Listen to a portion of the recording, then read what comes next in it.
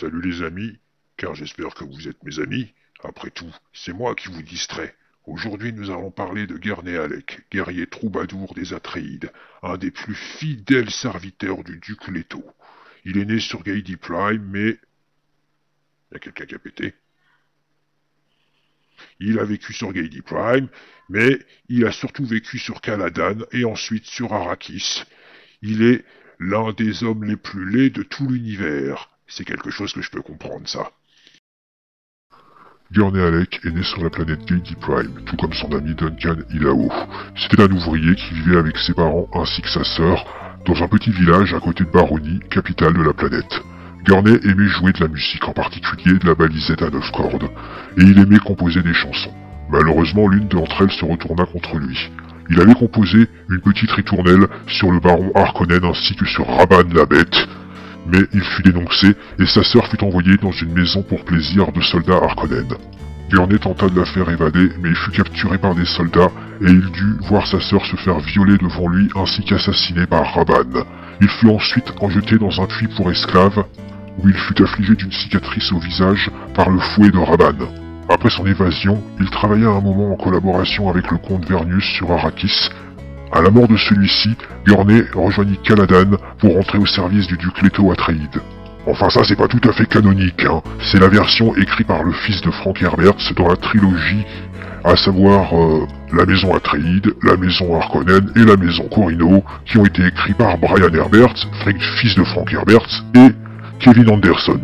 Il avait déjà fait 2 ou 3 Star Wars il me semble en tout cas. Mais pour ma part, ce n'est pas canon.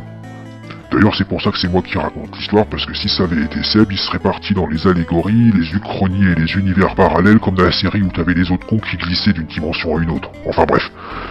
Concentrons-nous plutôt sur le Gurney-Halleck de Frank Herbert.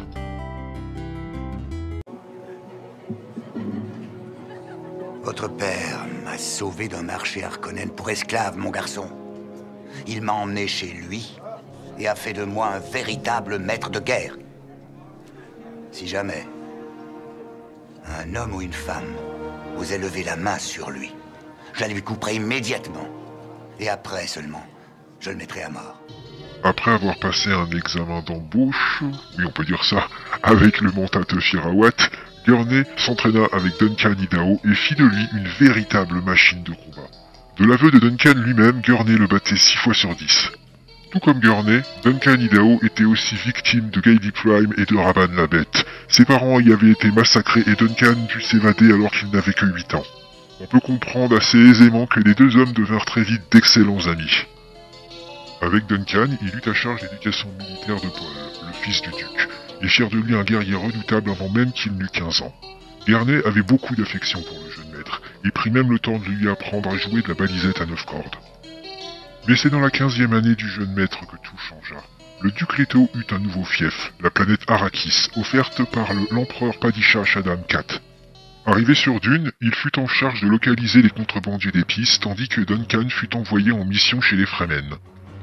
Suite à l'invasion d'Arrakeen par la maison Harkonnen et la mort du duc Leto, Gurney rejoignit les contrebandiers et prépara sa revanche contre Rabban la Bête, devenu nouveau gouverneur d'Arrakis. La plupart des Atréides qui avaient survécu à l'invasion, eux, n'hésitèrent pas à quitter la planète, mais Gurney voulait sa vengeance, Gurney voulait Rabban. Bien plus tard, il retrouva son jeune maître Paul qu'il croyait mort et découvrit qu'il était Muad'Dib, le nouveau chef de la rébellion Fremen sur Arrakis. Mais croyant à tort que Dame Jessica, la mère de Paul, était la traîtresse qui avait vendu le duc Leto aux Harkonnen, il tenta de l'éliminer. Ce fut Paul in extremis qui arriva et lui apporta les preuves écrites du docteur Yue sur sa trahison. Quand Muad'Dib renversa l'empereur Padishah et prit le trône de l'empereur lui-même... Oh, je parle très bien la France, y a vraiment pas à dire quoi. Enfin bref. Gurney retourna sur Caladan en compagnie de Dame Jessica. Des rumeurs racontaient même qu'ils étaient devenus amants. Ah mais c'est vraiment à ne plus rien comprendre là. Quand Paul Atréide, dit Muad'Dib, disparut dans les déserts suite à la mort de Shani, sa concubine, Gurney resta sur Caladan, le cœur déchiré. Plusieurs années après, Gurney, en compagnie de Dame Jessica, retourna sur Arrakis afin d'aider le jeune Leto II à combattre Alia qui était possédé par le baron Harkonnen. Aidés d'un homme nommé le Prêcheur, ils encouragèrent le peuple d'Arrakis à se soulever contre Alia et son régime, ressemblant beaucoup trop à celui du baron Harkonnen. Mais le Prêcheur, qui n'était autre que Muad'Dib, fut poignardé devant les yeux de Gurney qui en eut le cœur déchiré. Par la suite, Gurney resta quelques années auprès de l'empereur Dieu afin de lui servir de conseiller, mais finit par retourner sur Caladan afin d'y reposer en paix. À la différence de Duncan, Gurney n'est jamais revenu sous forme de Ghola, enfin de clone si vous préférez, mais son souvenir est toujours présent, il est toujours cité dans chacun des romans.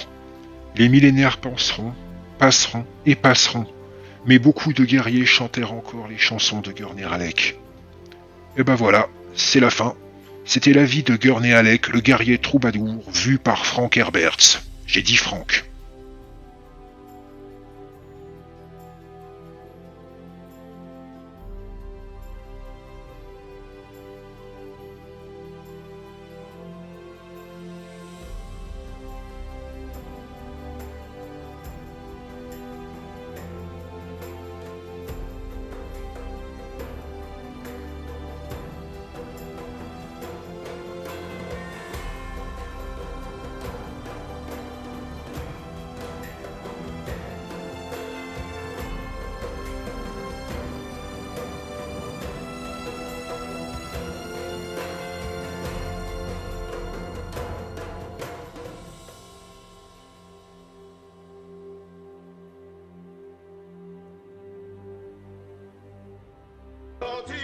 Pas méchant, c'est pas gentil d'être méchant, c'est mieux d'être gentil. Sois gentil, pas méchant, c'est pas gentil d'être méchant, c'est mieux d'être gentil. Sois gentil, pas méchant, c'est pas